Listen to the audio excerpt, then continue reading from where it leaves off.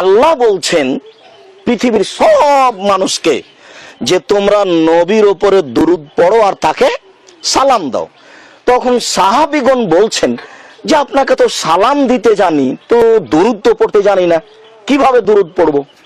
তখন আল্লাহ রাসূল বললেন যে দুরূদ পড়ো, কুলু, তোমরা বলো আল্লাহুম্মা সাল্লি আলা মুহাম্মাদিন ওয়া আলা আলি মুহাম্মাদ কামা সাল্লাইতা আলা ইব্রাহিম ওয়া আলা আলি ইব্রাহিম ইন্নাকা হামিদুম মাজিদ, অর্থাৎ দুরূদে ইব্রাহিম। এখন এই জায়গাখানে মানুষ বলছে আল্লাহুম্মা সাল্লি আলা সাইয়্যিদিনা মাওলানা নাবিয়ানা মুহাম্মদ, এটাও দুরূদ। তো এখন এই দুরূদের নেকি হবে কিনা? এই দুরূদের নাম হলো বিদআত। নেকি হবে না, এটি পাপ হবে। কেন?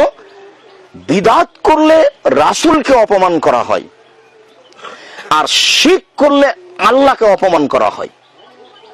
দুইটা পাপেরই ক্ষমতা আছে।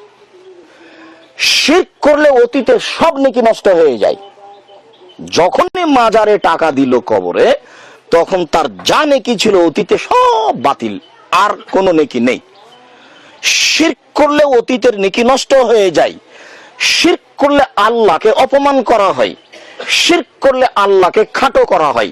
দেখি এইটুকু বুঝতে পারেন কিনা, এইটা বুঝেন কিনা আপনারা। কক্সবাজার উখিয়ার মানুষ, তার উপরে রোহিঙ্গা, ওই যে টিকটিকি থাকে ঘরে।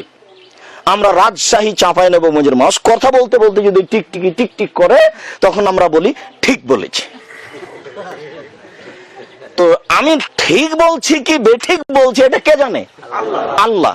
তা আমরা যে বলছি যে টিকটিকিও জানে, তাহলে জানার ব্যাপারে টিকটিকিকে কার সমান করলাম?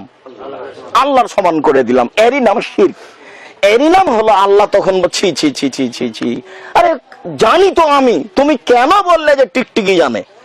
তাহলে তুমি ওই কথা বলে আমাকে অপমান করলে। আল্লাহ বলছেন আমাকে অপমান করলে। পৃথিবীতে মানুষের অন্তরের খবর আমি আল্লাহ জানি। কে কি বলছে সত্য মিথ্যা কে জানে? আল্লাহ জানে। তো টিকটিকি কি দিয়ে জানলো? এটি কার অপমান করা হয়? আল্লাহর। কাকে খাটো করা হয়? আল্লাহকে। কাকে নিচে নামিয়ে দেওয়া হয়? আল্লাহকে।